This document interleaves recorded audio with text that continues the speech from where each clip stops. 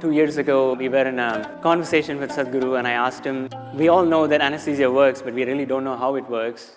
And can you shed some light on it? And he talked to me briefly, and then he said a statement, which is anesthesia, correct me if I'm wrong, Sadhguru, because sometimes I might be wrong, if I'm quoting you specifically. Anesthesia cannot touch consciousness. It can only take away memory. I was blown away by that answer because that's not the way we think consciousness of. And maybe I thought several days I've had sleepless nights thinking about maybe it's time for us to redefine the term consciousness itself. And having gone through several programs with him, I think I got some glimpses here and there to know that there's much more than what we know of. That's how this started.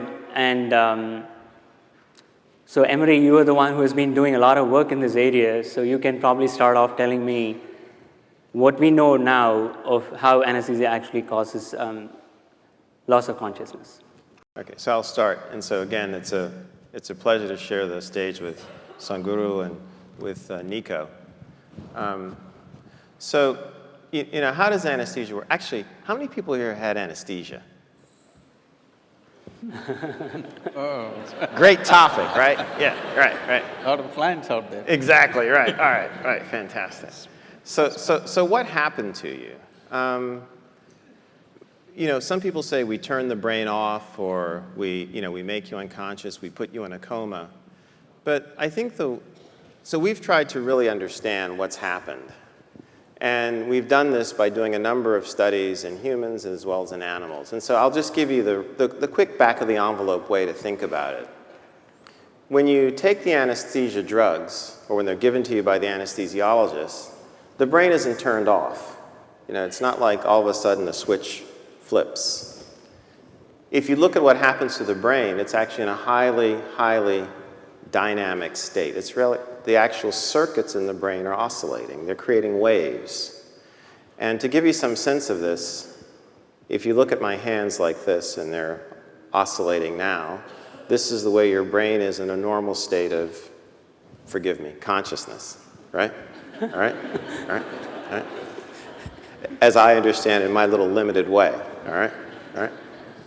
But then what happens is the drugs take over the circuits, and now the circuits oscillate like this. And as long as you keep the drugs there, they're doing that. Now, what does that mean?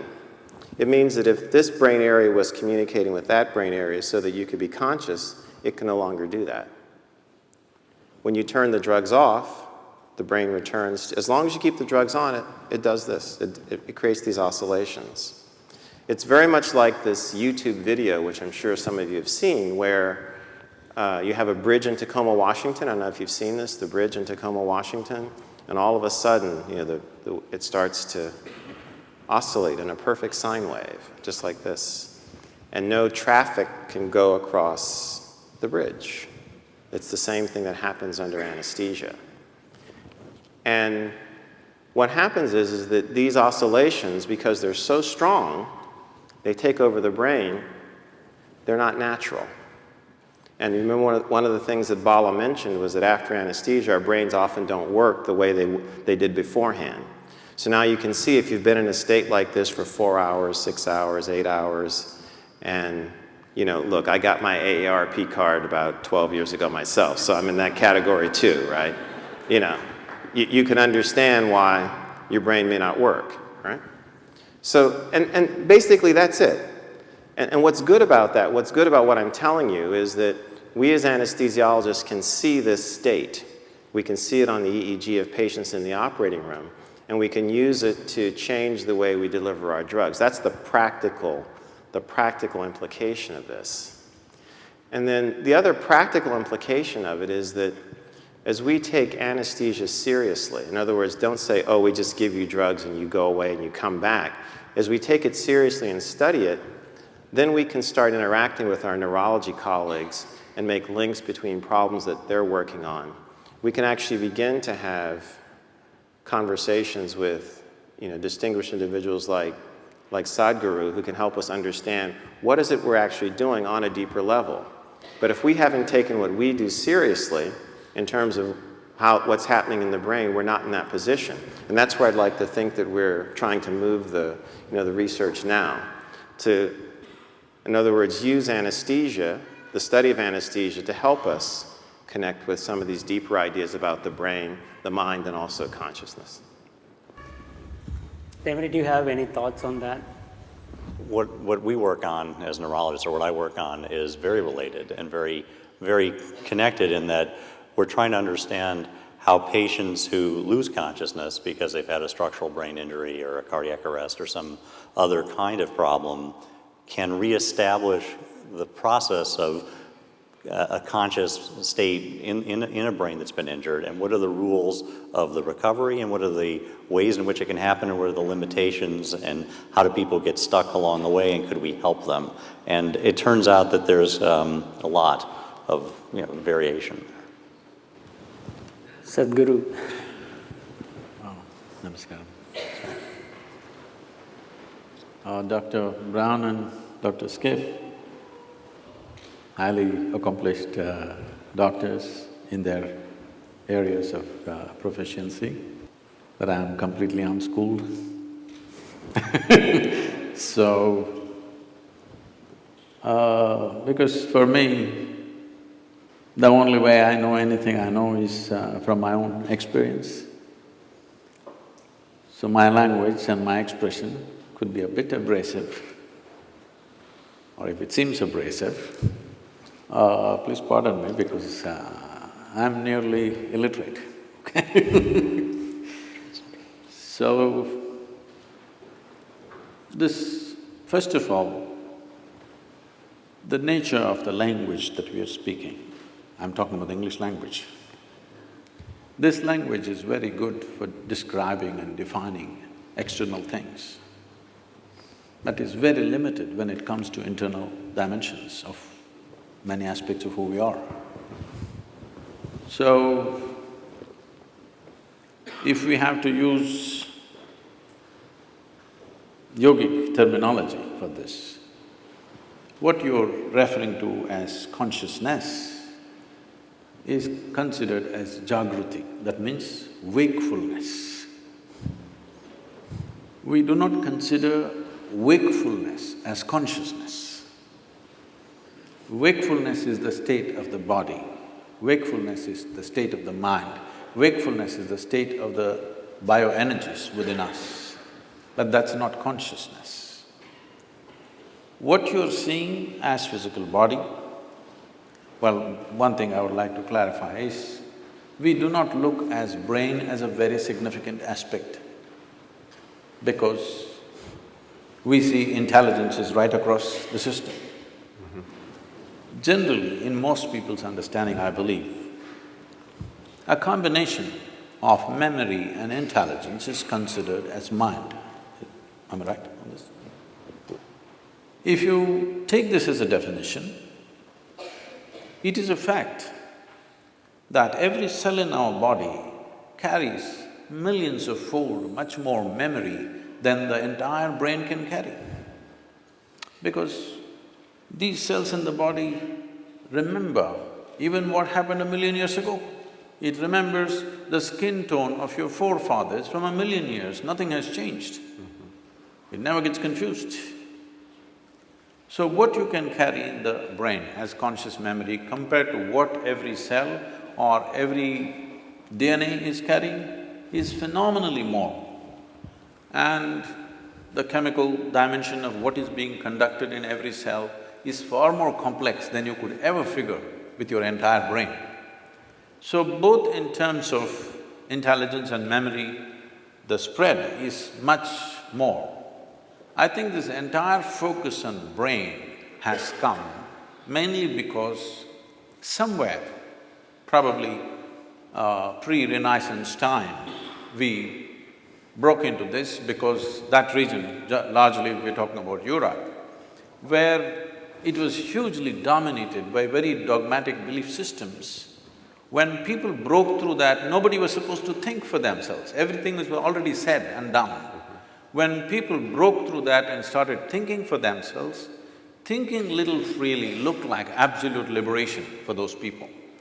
And I think that hangover still lasts in our education systems, in our medical sciences, in the very way we are approaching even fundamental sciences. That hangover, that thought is everything, is very profoundly influencing our social structure and our way of exploration.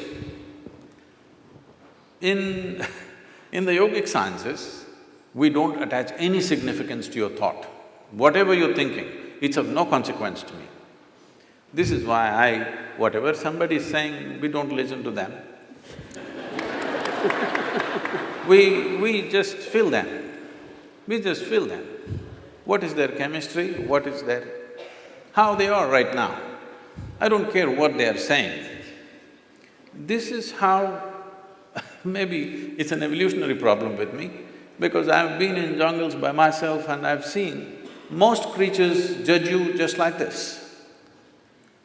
I think they showed a picture of me having a king cobra. I've been very closely involved with all kinds of creatures, particularly cobras and things.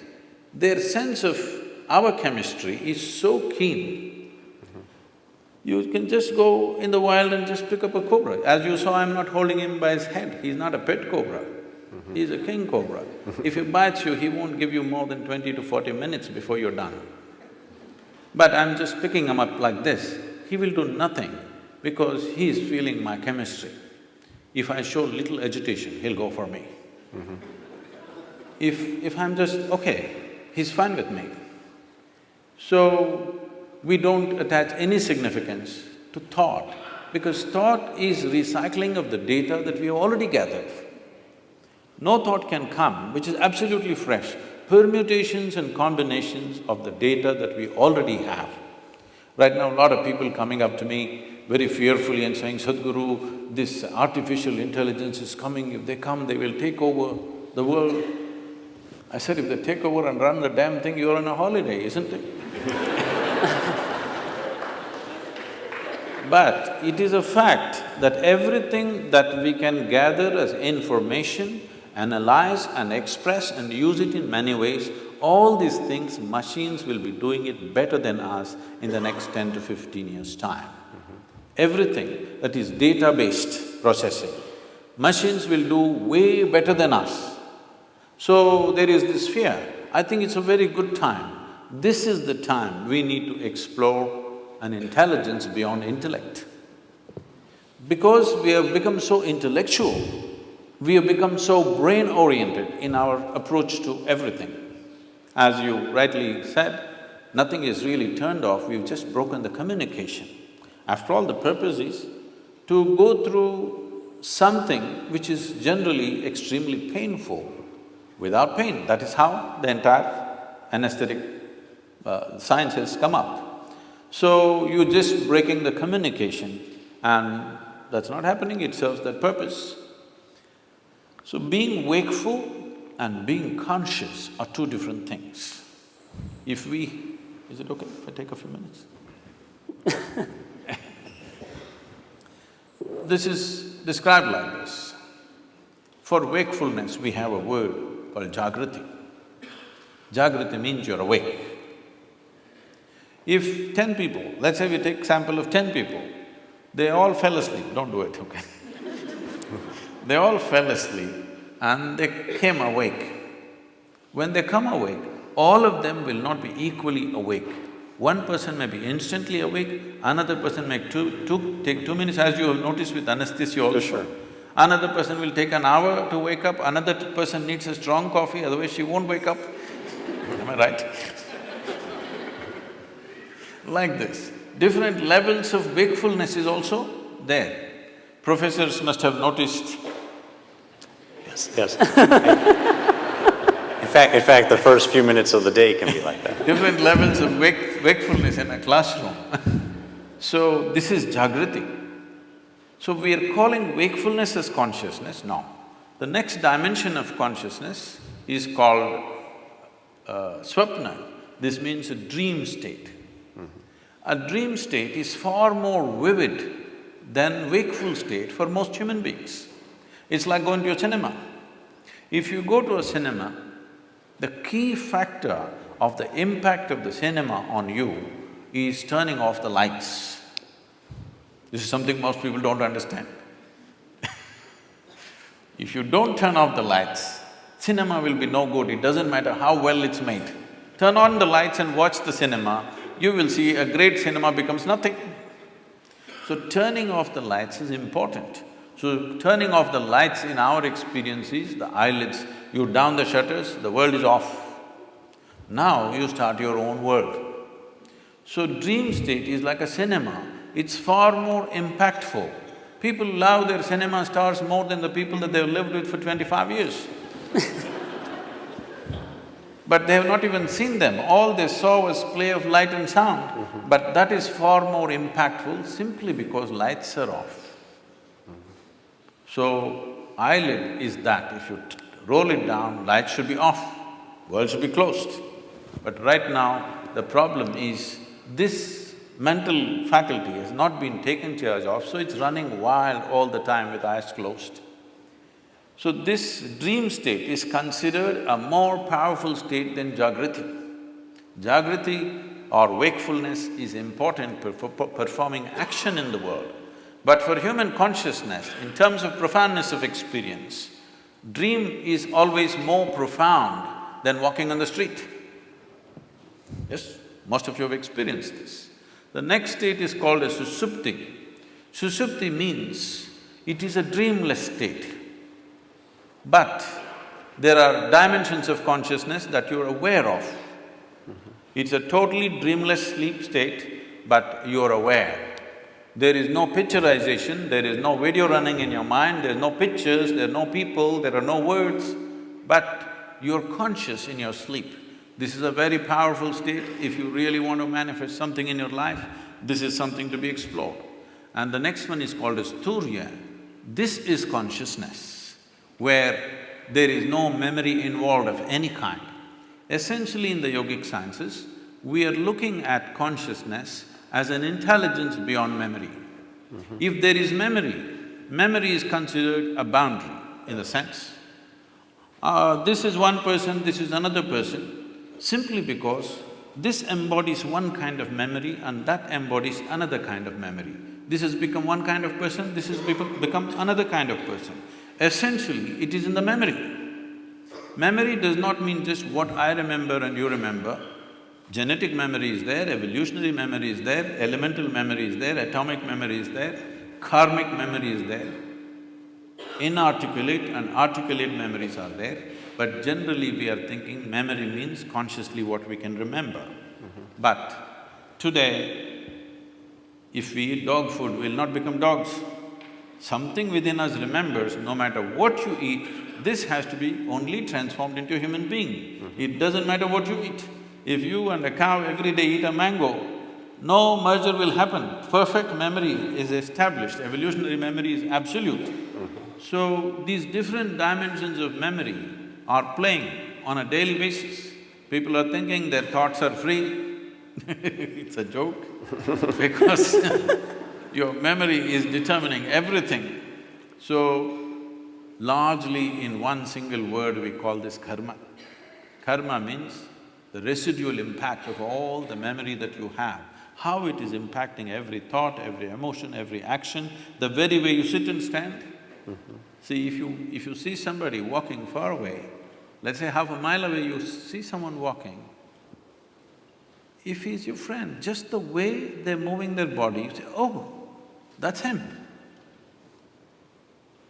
There are 7 billion plus people, but this particular man walks in a unique way, all right? Just two-leg walking, everybody walks, but still it is so unique. So this is what we are referring to as karma, that the residual impact of memory, varieties of memory. We recognize memory as 8 basic forms of memory, which are determining how you are right now. The very way you sit, stand, breathe, understand, perceive life is determined by this memory. But there is an intelligence beyond memory, which we call as turya or chitta. This is consciousness. Now, every one of us is conscious. The question is only of degree. Even a rock is conscious, a dog is conscious, a pig is conscious. The question is only of degree, how conscious. Even among us, how conscious is different from person to person. So, this degree of consciousness determines everything. Now, if we have to give an analogy, what is memory is like, I'm sure every one of us at some stage in our life, I don't know if you're still doing it, we blew soap bubbles. Did you? Hello? Come on, everybody raise their hand for anesthesia. Did you?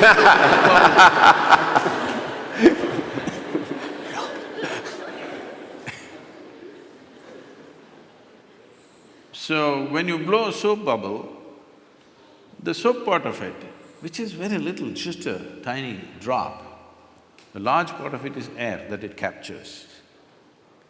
So how big a bubble? When you were children, who can blow the biggest bubble was a big deal. And it's a certain amount of technique, Yeah, how you do it. Somebody blew this big bubble, somebody got only this much. So how big a bubble? This bubble is like this, the kind of soap and how it gathers is your memory. It forms it gives it a form. But when the memory bursts, there is no such thing as your air and my air. There is no such thing as your consciousness and my consciousness. There is something called as your body and my body. There is something called as your memory and my memory. There is something called as your intellect and my intellect. But there is nothing called as your consciousness and my consciousness. How much of it did you capture? How big is your bubble will determine the scale of your life. The scale and possibilities of your life are determined by how big a bubble did you blow.